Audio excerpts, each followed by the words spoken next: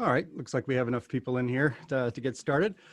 Good morning, everyone. My name is Jim Lakely. I am the Vice President of the Heartland Institute, and welcome to this press briefing for the new paper, Will the Last Taxpayer in Illinois Please Turn Out the Lights? An Economic Assessment of the Illinois Fair Tax.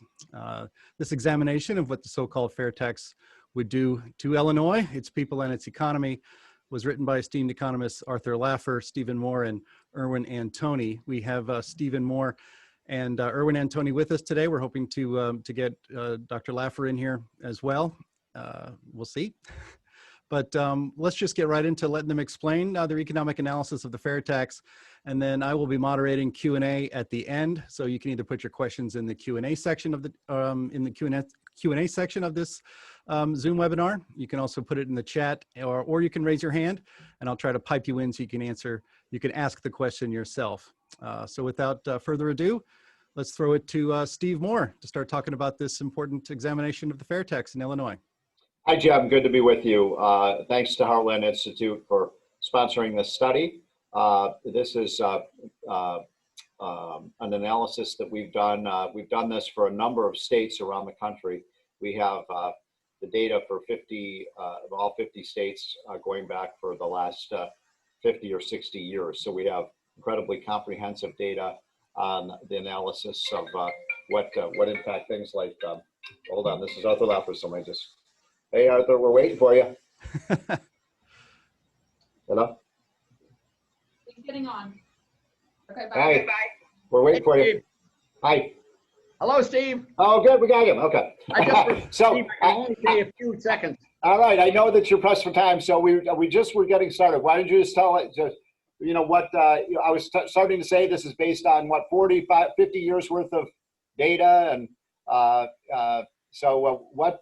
Kind of just go through quickly. You know how we did the study, and then maybe I can go through the results.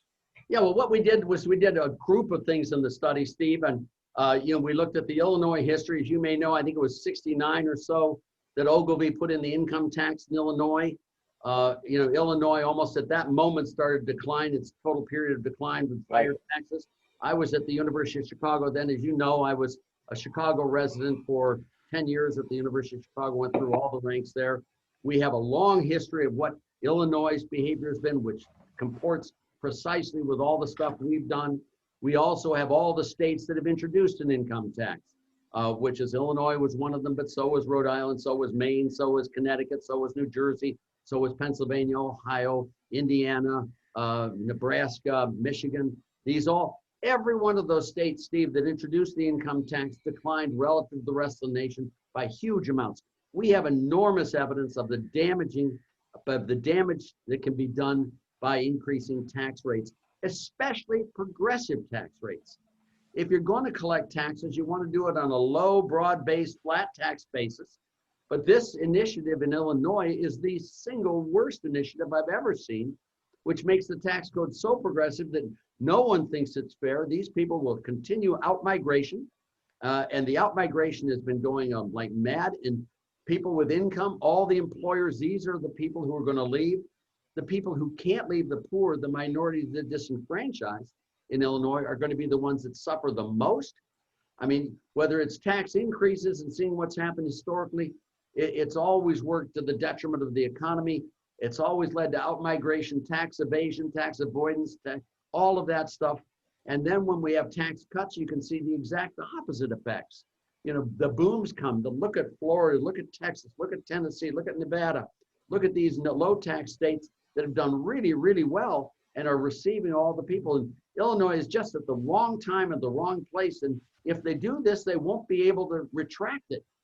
Because once you get high tax rates in and once the people leave, how do you then lower the taxes? You'll have to have a huge cut in public services, and they can't afford that. They're in desperate shape as it stands now. So what do you think about the revenue impact of this? They expect billions over the next. Well, they don't expect it. An accountant tells them that if everyone works the exact same, they'll get that. But everyone knows that, you know, when you tax the rich people, they leave, they don't get the money. They will not get the money. The one thing that has been shown from the 11 states that put in the income tax is their revenues declined relative to the rest of the nation substantially after the tax increase. you know, there is a level of taxation above which you cannot go. And Illinois is right at the bottom of all those states in the growth of AGI, adjusted gross income by moving, population growth, GSP growth, all of that. Illinois is in the bottom 4 or 5, along with Connecticut, along with New Jersey, along with New York, along with California, and a few other big loser states, West Virginia. I mean, I think West Virginia is the only state that has declined relative to the rest of the nation by more than Illinois. So they're not going to get the money. They're going to have more poverty, more despair, and they're probably going to come back for more tax hikes in the future. But one more question I have for you is because we get asked this all the time, is that Illinois has a constitutional flat tax requirement. As you know, this would Yes. override that. And so why does that matter? Well, it matters a lot because it's much more difficult to pass a constitutional amendment. And what they've done with this bill is make it a constitutional amendment. I don't know what the specific requirements are. It's got to be 51% of all voters or 60% of those. It's complicated. It's complicated to get it there. That's why we did Proposition 13 as a constitutional amendment. So it's very difficult to undo that. Right. And I just hope that constitutional amendment aspect of the tax holds, and that these guys are not able to pass that and destroy the city that I thought was the best city in the world that is now crumbling before our very eyes. So why does it matter that you have a flat rate tax? That's the point, because the left says, well, we're just going to raise this on the top 2 or 3%. Yeah, well, the problem is the 2 or 3% will leave, and then you got to raise it on the next 2 or 3%. You know, a flat rate basically puts the equal burden on everyone. You want to have the lowest rate in the broadest base, so you provide people with the least incentives to evade, avoid, or otherwise not report taxable income. And you wanted a broad base, Steve, so there are very few places where people can hide their income and not pay taxes. That's why you have a broad base, low rate, so you have a revenue generating machine. But once you make it progressive, I mean, rich people can hire lawyers more than poor people can. Rich people can hire accountants more than poor people can. Rich people can hire deferred income specialists better. Rich people can hire more politicians. I mean, look at how Pritzker's money is kept and is safe from these taxes. It's all in trusts that have avoided all these taxes. Right. That's what families who are rich do. They get around it, and then the burden falls on people who lose their jobs, who have to ultimately pay it with lower quality schools, lower quality services, and higher taxes.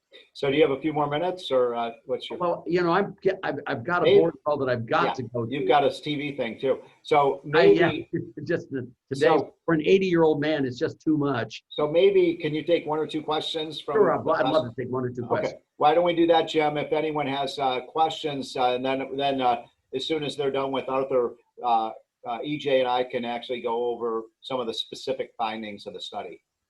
Okay, sounds good. Actually, Brian Costin asks the group here, Illinois will have the second highest corporate income tax rate if this passes. So how detrimental will this be to small businesses in Illinois?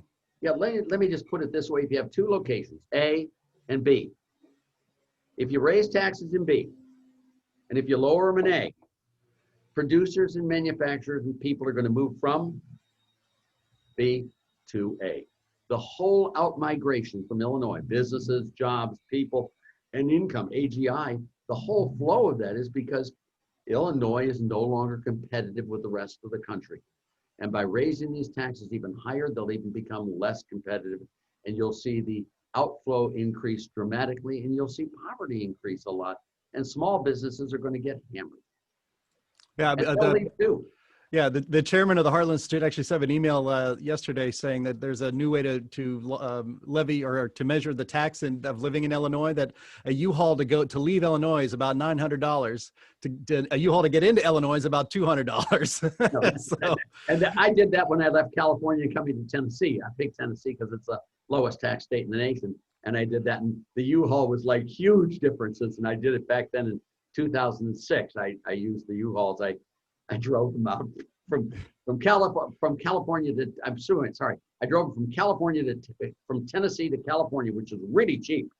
Then I loaded up all my belongings, drove it back. I had my guys fly out to Tennessee and drive the trucks up, run back and return it. And I saved myself fortunes. We have another question here from, I know your time is limited, Dr. Laffer, so we'll go right to you. You know how much I love Illinois. I love Chicago. I lived in the South Side. I raised my kids there, and you know, Jackson Park Highlands. And the University of Chicago is probably the single best university in the world. Well, you won't get any argument from the Heartland Institute on that. So, so here's a question here from Jeff Berkowitz, who asks, where is Illinois now on the Laffer curve? Oh, you're way down on the Laffer curve. You know, the only question is how long. Let's imagine that Illinois were able to reduce taxes by 2%. Let's do that. What would happen in the first week? Of course, they'd lose revenues. But how long would it take it before there'd be less outmigration, less sheltering, blah, blah, blah, blah?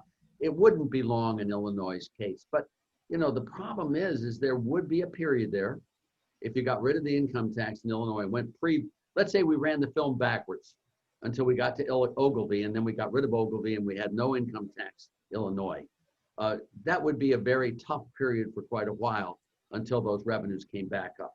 But they would come back up. If you gave me 4 or 5 years, you could do that for sure. But the trouble is that 4 or 5 years would be a pretty desperate period. Okay. Well, those are all the questions right now. Steve or EJ, if you want to weigh in here on some of these. In fact, one of the questions actually is there's a question, you know, why call it the fair tax? And I think you know, there's a whole discussion we could have on how, you know, ballot initiatives like this in all states are manipulated with the language to get them passed. But you know, it seems to me, and maybe a lot of people on this call, that a fair tax, as you guys have talked about, is a flat tax. So why don't we let Arthur answer that, and then you can jump off, Arthur, because I know you. Well, they try to do all these words and things to get taxes done and to make it fair. Instead of free trade, they call it fair trade, and it's just their way of trying to put their morals ahead of good economics. That's, you know, their names. And they do it in Washington. Well, you and I worked a little bit on what the original fair tax, and this confuses people, Jim, because I know a lot of people think of the fair tax as the plan to eliminate the federal income tax, and that was called the fair tax, and that's something I think you worked on that, Arthur, with you and I did that, and we did that, and then we got what was his name? The Herman Cain came to the office. Yeah, 999. Yeah, I had the Jerry Brown one where we have a tax on value added, a tax on income, and a tax on sales, which is the fair tax. And he divided up and he said 9%, 9%, 9% on each one, 999, which was great fun. But it is, the terminology, I think, does confuse people, because I think a lot of people say, oh, I'm for the fair tax. I loved that idea, and they don't understand this is the opposite of what the fair tax is. And this is what you call it. Yeah, and it's also the opposite of what Pritzker personally does. I mean, Pritzker is a very wealthy person, and but his income is all sheltered and put in places. As, by the way, it's what it should be done. If you're going to have high taxes like this, what rich person wouldn't put it in sheltered form? Okay, well, thank you, Arthur. Thanks, guys. Talk to you later. Us. So I will. They're going to win this one for us, aren't they, Steve? We are. We're going to win this one. Even some of my liberal friends here in Illinois realize how damaging it would be. So let me kind of walk through a little bit what our exact findings were, and then EJ and I can take some more questions. And so we appreciate everybody joining us. So we looked at what was it, 50 years worth of data, and EJ, by the way, got his Ph.D. at Northern Illinois, and his Ph.D. thesis is on the migration effects of taxes in terms of how that affects where people move to and where people move from. And so we've, as I said, we've used 50 years worth of data looking at the states and their tax changes and how sensitive tax changes people's business location, where they move to and from, you know, income flows and all of these things in terms of how taxes have changed. And the fact is that the evidence is pretty overwhelmingly clear that income tax rate changes have a very negative effect on growth. It's not universal, and people may say, well, what about this state? What about that state? There are always exceptions. There are always outliers. But the fact is that the overwhelming evidence shows these negative effects. And so we looked at these kinds of sensitivities, and we looked at which you know, when you raise the tax as much as this plan would do. We estimate it's about a 70% increase in the tax rate, that it would have substantially negative effects. And those effects are, number one, we estimate about between 1 and 1.2 million more people from Illinois would leave over the next decade than are already leaving. And by the way, over the last decade, about 750 to 800,000 net people left Illinois. That is about 800,000 more people left Illinois than came into Illinois. I think that was the third worst performance behind New York and California. So people have obviously been leaving and fleeing Illinois. And what we're saying is that this would virtually double, more than double the pace of exodus. So that's a very negative effect. Families would leave. They would go to Arizona, they would go to Florida, they would go to Texas, Tennessee, they would go to Indiana, they would go to Wisconsin, they would go to other bordering states like Missouri, which have lower taxes. Not everyone is going to leave, we're not saying that, but many people at the margin would. And when you're talking about a state with population of about, I think, what was the number, EJ, 12 million or so? What's the population of Illinois again? Yeah, it sounds about right. Yep. About 12 million. So, if you lose another million people, well, actually it would be closer to 2 million, because even if you kept your system where it is, you'd probably lose another 800,000 people. So this puts Illinois at a very, very significant negative hole in terms of population growth. Now, a second related effect to that is that when people leave, what happens to property values? They fall. I mean, it's all the law of supply and demand. If you have fewer people looking for housing and more people selling houses, then you get a reduction in the price. And that's been a universal phenomenon among states that raise taxes, is that the least mobile form of inputs is land, right? You can move your business, you can move your capital, you can move your family, but you can't move your land and your house out of a state. And so that bears a lot of the burden of the higher tax. And so we estimate that there would be about a 10% reduction in home values. That's a big deal. That's a big deal.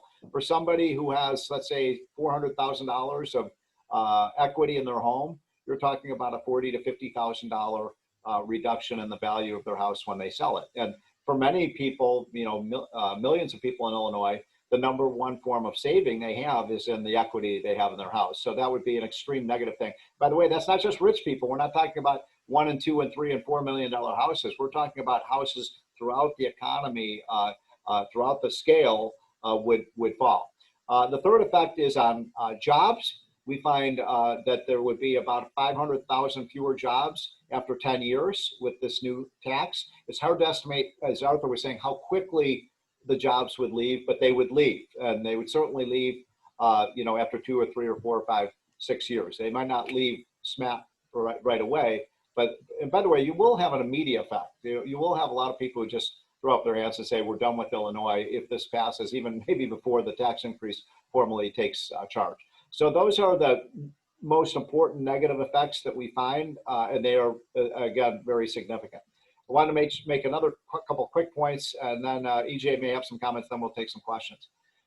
The corporate tax increase in the plan is very significant and very harmful. And by the way, corporate taxes don't raise much money for states. In Illinois, it's kind of an afterthought, the amount of money that's raised from the corporate tax, but it does have very negative effects on where corporate headquarters are located. And so under this plan, I believe, what's the rate go to, EJ, under this plan? 11%, is it? Or? It's about, I think, 10.49 for corporate. Yeah, so let's. Now that includes that replacement property tax provision.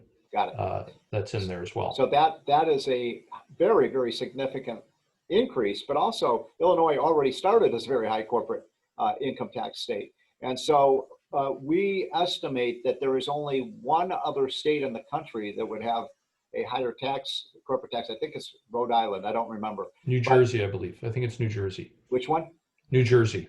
New Jersey. So that means that because the corporate tax is high in the United States, and let's assume for a minute that Joe Biden gets elected president, we raise our corporate tax to 28%, which is heart and soul of his tax plan.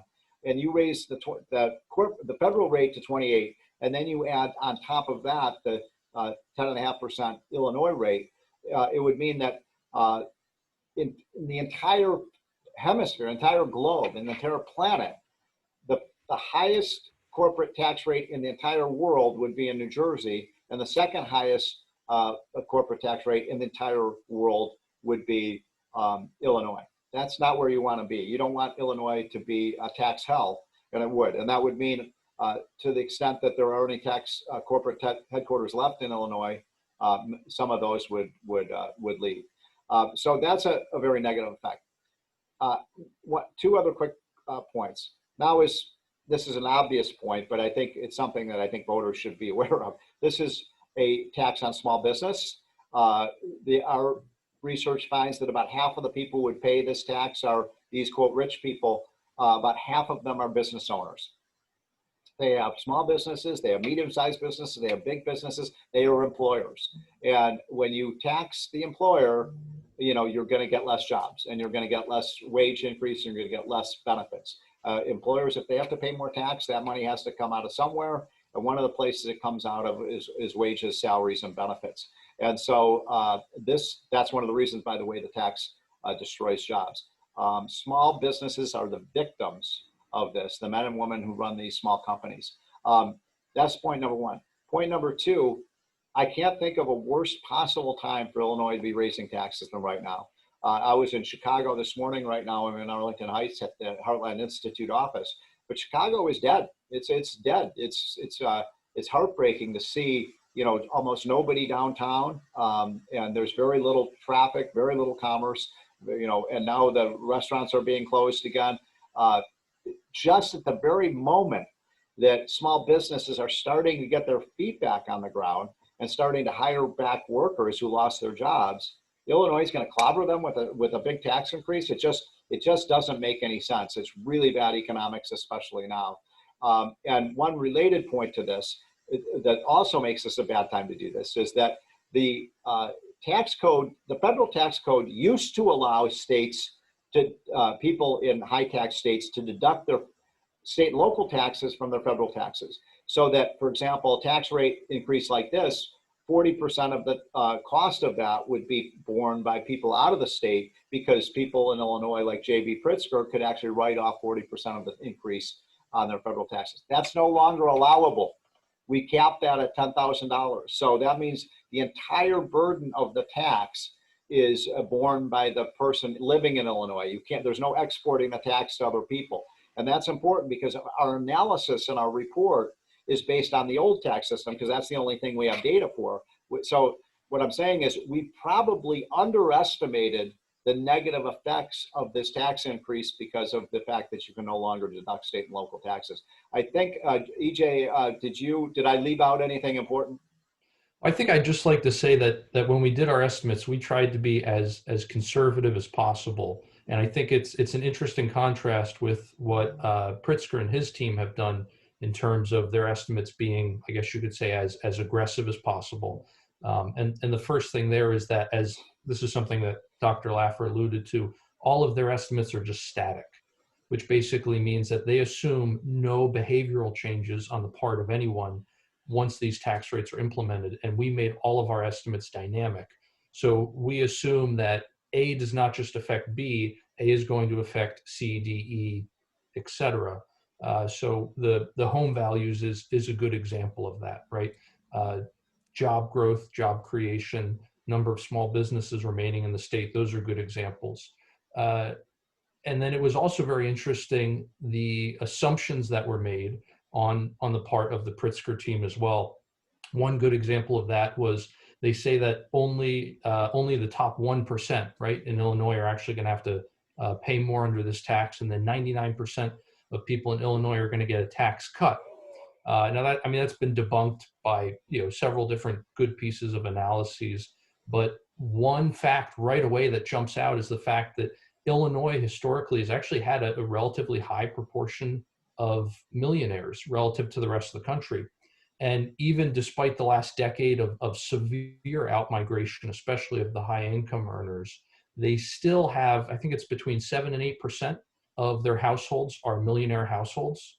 So if this is a tax on millionaires and it's only going to affect the top 1%, what about that other 6 or 7% of millionaire households, right? So, I mean, just looking on the face of it, there are a lot of problems with the claims that Pritzker and his team have made about this tax. And it frankly just doesn't even pass the smell test. So I really hope that a lot of this work is going to enlighten people as to the real effects of a policy like this. There's one last quick point, Jim, and then we can take some questions, is that we did an event last night talking to some folks about the tax and what they felt about it. And it was very interesting. One of the big issues that I had not even been aware of is the taxation of pensions.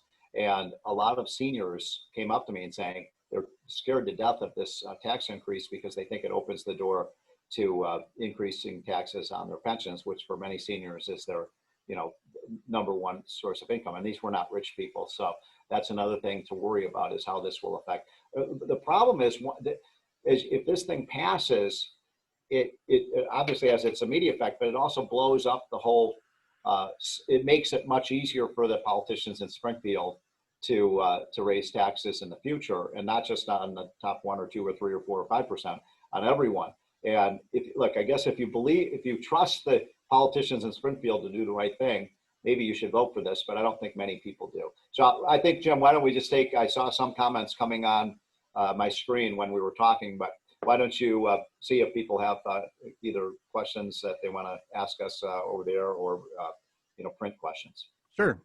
So Vincent Colbert, I'm clicking allow you to talk. There you Hi, are. Vince. Okay, unmute. Hi, Steve. Hi, it's great to see you. Great to see you guys. And so, and thanks for coming out and putting your brain cells into this fight.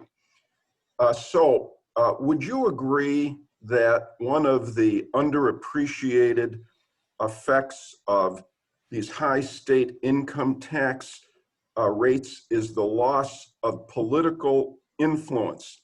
And my measurement for this is the loss of congressional districts. So if we go back to the inauguration of the income tax in Illinois in the early 70s, Illinois had, I think, 27 or 28 congressional districts at that time. Each congressional district today is a little north of 700,000 people. It would have been a lower number in the 70s. In any event, Illinois is about to probably lose another congressional district. At least one. Yeah, at least one. So we'll drop maybe from 2. 18 to 17. So do you think that's a valid point for the effect of these income taxes? It is. Well, but a couple of quick points, Vince. Number one, as you know, I'm from Illinois, and I love the state of Illinois. And I grew up in Illinois. I went to the University of Illinois. I have, most of my family still lives in Illinois. And so, I have connections here. As I've always said, I think Chicago is one of the 10 greatest cities in the world. It's being ruined by politicians, but it's an amazingly great city. And I call Illinois the capital of the Midwest, and it really is. But I mean, Chicago is the capital of the Midwest. It's going to lose that status with this tax increase. You're right, about the loss of congressional seats. We saw this big time, by the way, in the only other state that's been losing more people than Illinois, which is New York. I mean, New York lost 1.3 million people over the last decade. And that's been a trend for the last 50 years. So New York has lost, I forget the exact number, 7 or 8 congressional seats, over the last 40 or 50 years. And where are people going? They're going to the South mostly. And what does the South have, Vince? Low taxes. I mean, Florida, Texas, and Tennessee, as Arthur was saying, has 0 income tax, 0. So, you're going to pay 8% in Illinois or 0 somewhere else. A lot of people tell me, Vince, that they can, when they move from New Jersey or New York or Connecticut to a state like Florida, the amount of money they save is enough to buy their house, just from the savings on the taxes. Well, Illinois is now going to be in that category. And one other quick point. Illinois, we've been doing these ratings of the states now, Laffer and I, for the last 13 years or so, and we put out an index every year. It's called Rich States, Poor States. And Illinois has always ranked somewhere around 45 out of 50 on that index, which is not very good. I mean, that's a very poor grade. But the one reason that Illinois has not been at the bottom, Vince, is because you have one redeeming feature in Illinois in terms of your economic tax in your tax code. It is that you have a flat tax, right? That's the one saving grace. And so the one thing that's keeping Illinois together is the one thing that this initiative would get rid of. And so we estimate that Illinois would go from 45th to about 49th. And you wouldn't catch up with New York in terms of being a tax hell, but you would be right behind them.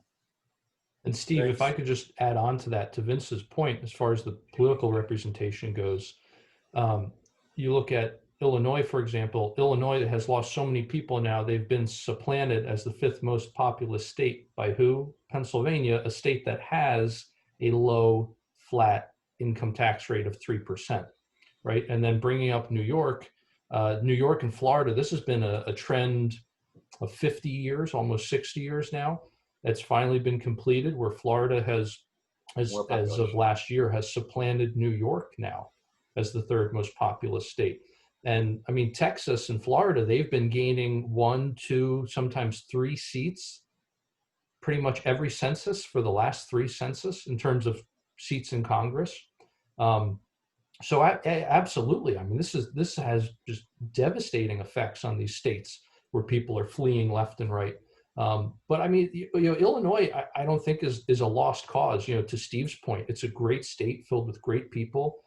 Chicago is a great city. It really is the capital of the Midwest, or it was at least.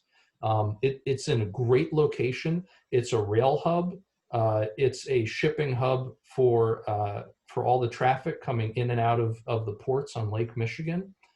So I mean, Illinois has just its location alone, it has a lot going for it. Great. Okay. If anyone else would like to come in, here's Kevin Truitt. I'm going to pipe you in here, Kevin. If you unmute yourself, you're on. 2 quick questions. One, who are the people? Can you speak up a little louder, please, Kevin? Can you hear me? Just barely. Go ahead, but speak a little louder, please. Okay. Who are the people that advise Pritzker on this tax plan, and is their work publicly available? I imagine it is. And then 2, what would be a realistic alternative to this kind of tax plan? I don't know who his advisors were, so I can't answer that. But I've always, look, there are 9 states that have no income tax, and they are almost all growing like gangbusters. And Arthur mentioned some of those, and they have, significant growth. Nevada, Washington State, you've got states like Tennessee, Texas, Florida. They've all been doing incredibly well. And so why doesn't Illinois get rid of its income tax? I mean, why not think big? Why not make Illinois a place people want to come to rather than leave? It's really interesting because Wisconsin and Indiana, 2 border states, that are kind of bordering near the Chicagoland area, have been cutting their taxes. And so people aren't just necessarily moving to Florida and Texas and Tennessee for the weather. A lot of businesses are moving over the border to Wisconsin or Indiana. They're still kind of in the Chicago area, if they're like in Lake Geneva, or they're, right over the border in Indiana, but they don't have to pay these high taxes. And so, I've talked to the governors of Wisconsin. I've talked to Scott Walker. I used to talk to Mitch Daniels. He said, we love it when Illinois raises taxes. We love it. We're the beneficiaries of that. Yeah, Illinois actually loses population to every single one of its neighboring states, all of them. Yep. Including Wisconsin, which is further north, which kind of helps disrupt the whole narrative that, people are only moving to Texas and Florida for the good weather, right? Somebody, by the way, Jim just texted me that and I'll have to look this up, that 1970, Illinois had a larger population than Texas. EJ, does that seem plausible to you? That's about right. Yeah, they were roughly That's amazing. Equal. Think about that. I mean, Texas is now, the 2nd largest population state behind California. And it wasn't so long ago that Texas's population must be at least twice as large as Illinois right now. I mean, I would think. So that's amazing. All right. Well, one of our attendees is Jim Oberweis, who's running for Congress here in Northern Illinois. and I'll just read what he says here. Erwin said Pritzker claims this will apply to only top 1%, but actually the claim is that it will apply to the top 3%. Great. Also, Erwin's statement that 8% of residents are millionaires, therefore at least 8% would be affected. It's also not correct because it applies to income, not wealth. And having said all that, it is a terrible idea because it will allow politicians to increase rates on different groups at different times with less political consequences. So when the income from the top 3% is not enough, they will increase taxes on the next 10%, and then the next 10%, and then the next 10%, et cetera, until rates on our middle class have increased substantially. This amendment would accelerate the exodus to Indiana, Iowa, Florida, and so on. That's the point that Laffer was making, which Yep. is that, and this has been the pattern of states when they've moved away from flat tax systems that are constitutionally protected. The story's been the same, Jim, in every case. This is only going to be a tax increase on the rich. That's why we're getting rid of the flat rate tax system. And then once they get rid of the flat rate tax system, the show plays out just as he was saying, that then all of a sudden they start taxing because they just can't get the revenue they can't get enough revenue from the rich people. They just can't to do all the things that Illinois wants to do, or New Jersey, or whatever state it might be. And that's why you get the ratcheting down of these tax rates onto the middle class, because that's where the money is. So and then just to clarify a couple of things, that 7 to 8%, that's households, not people. So that's household income or household wealth? That's household income, if I remember correctly. Yeah. So, well, that's an important it's point household. because It's not people. So it's a little different of a statistic. So you do have to factor in things like, okay, there's different, as households change in income, they tend to change in number of people. They tend to change in number of income earners. As far as the 1% or 3% statistic, I do think he's right that the more common number they're citing right now is 3%. So I stand corrected on that.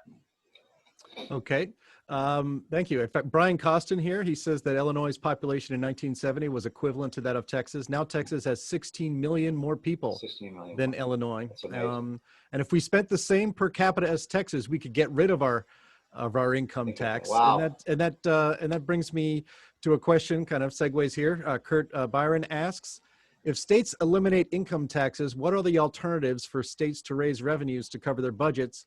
And what's the relative impact of those alternatives? Well, the problem for Illinois, frankly, I mean, most states, we would say, you could lower your, you could get rid of your income tax and you could raise your sales tax, because sales taxes, there's no good tax, but sales taxes are not as negative on economic activity as sales tax. The problem Illinois has, not only are you going to have the highest income tax now, you already have, what is EJ, like the second or third highest sales tax in the country as well. So I mean, Illinois just is taxed to death. And in that case, I would say the only way to do this, Jim, is to cut spending. Cut spending. I love that statistic about if Illinois were just to spend on a per capita basis what Texas spends, you wouldn't have to have an income tax. So let's leave it at that. Now, people would say, well, but you're going to cut all these vital public services. Wait a minute. I've been to Texas. I've been in Illinois. Texas spends half per capita what Illinois does. And guess what, folks? In most cases, Texas has better public services. Texas has better schools than Illinois does for the most part. Certainly much better than, the schools in Chicago. So you have to find ways to tighten the belt. And I would say, we have good friends who work with openthebooks.com that goes through the entire budget. I mean, there is so much in that budget that is just reprehensible, that makes people so angry. That's the thing that really disturbs me about this.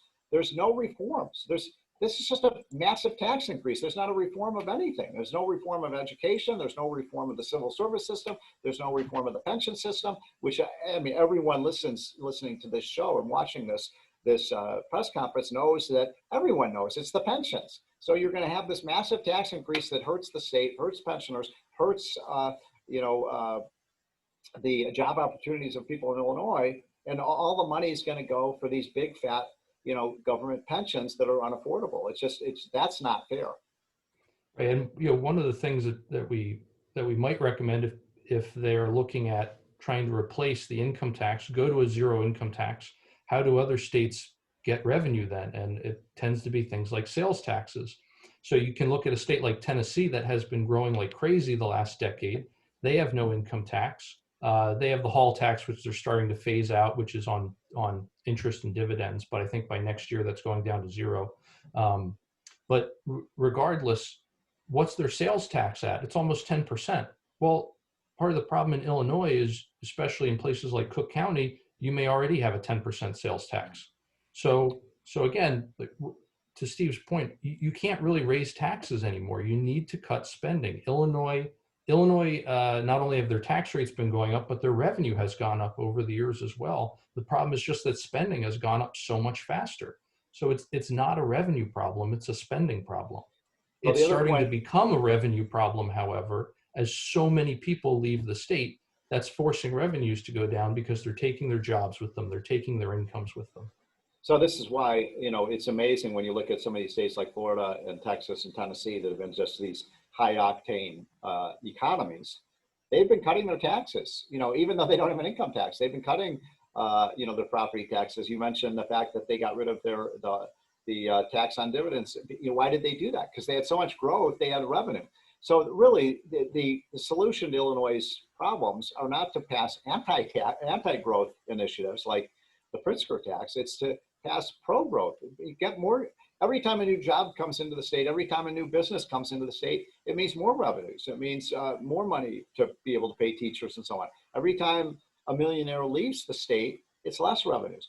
Incidentally, there are a lot of great things about Illinois. We all agree on that. But the way you avoid these taxes, the income tax, is to live here for 5 months, and you live in Arizona for 7 months, or you live in Florida for 7 months, or you live in Tennessee for 7 months. And we all know that there's snowbirds. That the one bad thing about Illinois is those freezing cold winters. That's the one thing I don't miss. So you can avoid those, and instead of living in Illinois for 7 months, you're going to live in another state for 7 months. And by the way, Jim, that's the reason that we estimate that this is only at most going to get half the revenues that are promised, because if somebody right now is living in Illinois and paying what is the top rate now, 4.5% or something like that. Now, instead of getting, let's say, 4.5% of $1 million, they're going to get 8% of zero, because there's no income to tax, because that person is paying taxes now in Florida or Texas. Yeah, it's funny how tax cuts tend to sometimes bring in more revenue than expected, and tax hikes never bring in the revenue that is expected. Absolutely true. So that's the way that goes. Jim Oberweis comments here. He says, Florida does it with a tax on entertainment, which hits tourists, and a small tax on mortgages, and Texas does it with taxes on oil production.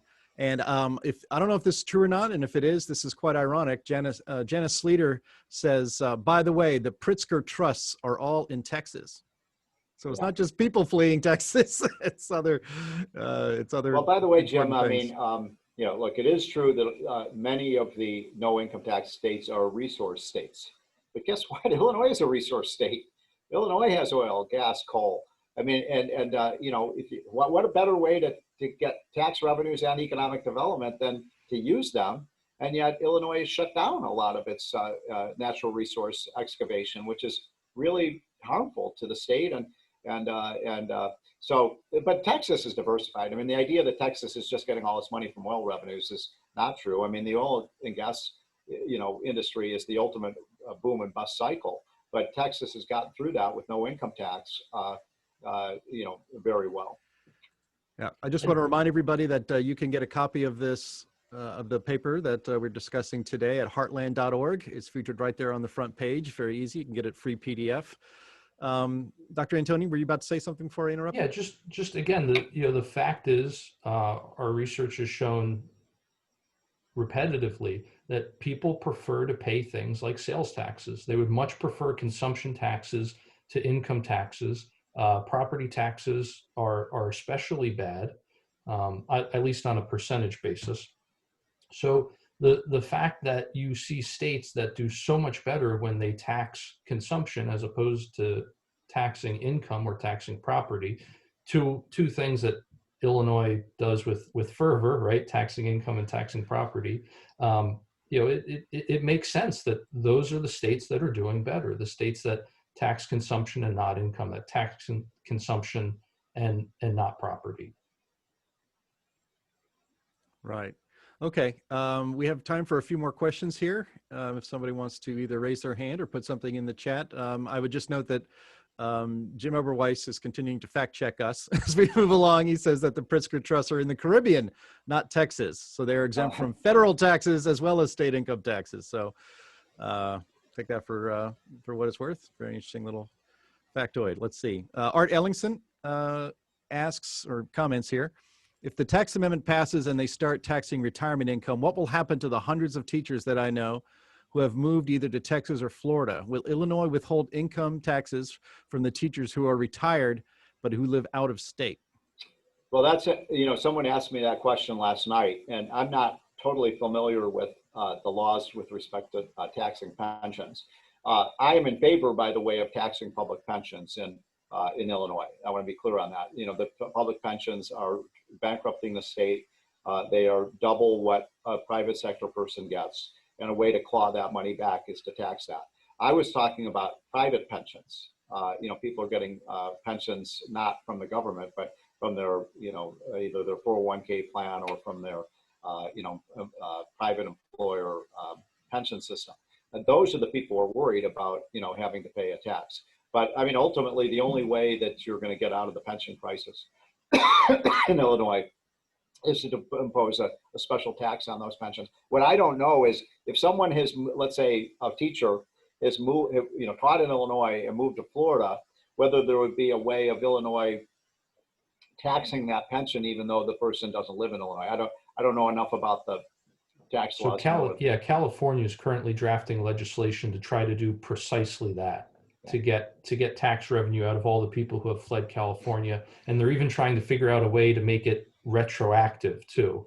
So my guess is, again, I'm not a tax attorney, so I don't know enough about it. And I don't know enough about the interstate commerce that it entangles as well. So I would have to defer to some kind of legal specialist. But my guess as someone who's uninitiated in the topic would be that that's going to be something that would have to end up in the courts somewhere. So let me be really clear about this. I am absolutely 100% against a state taxing someone, you know, who used to live in Illinois. I mean, I was on a couple of boards of foundations of people who lived in Illinois, moved to Florida. They were in tax court for 15 years with Illinois trying to, you know, get money out of these people.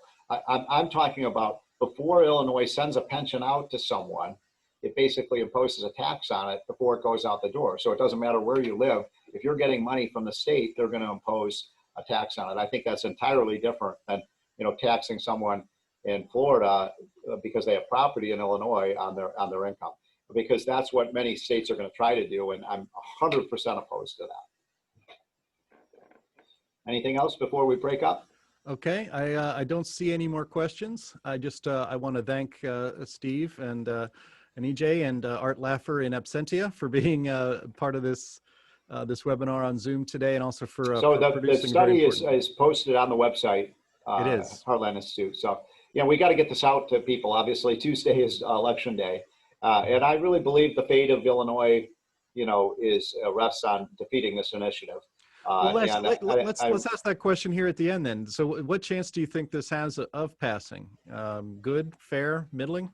I don't really know. I mean, I think I have faith in the, you know, in the people in Illinois. I was on a radio show with Dan and Amy this morning. I know a lot of you listened to them, and they were very divided about whether this will pass. But the people I talked to in Illinois, this is a small sample of people, you know, whether they're liberal or conservative, they realize Illinois is tapped out on taxes, and that, you know, this would be a major. It's not a hard sell to tell people, look, you're going to really kill the goose that lays the golden eggs here.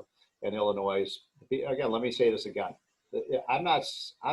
We didn't write this study because we want rich people to pay less taxes. we wrote this because we think that, you know, the middle class and the people at the bottom of the ladder are the people who get cream.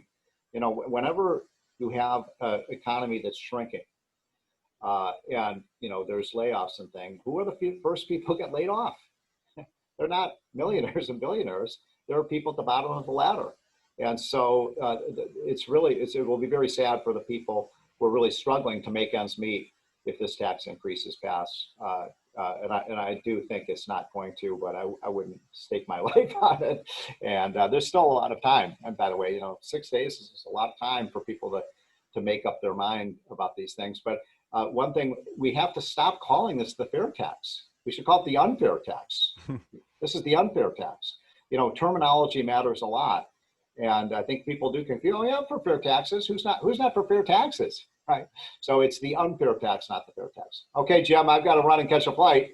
But Okay. great to be with you. And, I hope if anybody has additional questions for those in the media on this call, I can be reached through Heartland. Jim has my contact information. And same thing, if you want to contact Laffer or EJ, please go through Jim. And you guys at Heartland did an amazing job getting this together. So thank you for doing it. And, we put this together in the last few weeks because we just saw a dire need for this. And Heartland really did an amazing job getting it all together and getting it out the door just in time. Thanks, Just Jim. in time. I appreciate it. Thank you, Steve. Thank you, EJ. And again, you can always go to heartland.org. You can find this paper and all sorts of other research on public policy issues, not just in Illinois, but around the country. So you can reach me at jlakely@heartland.org, and I will be able to get you in touch with the authors of this paper and other experts at the Heartland Institute. Thank you, everyone, for attending, and we will see you next time.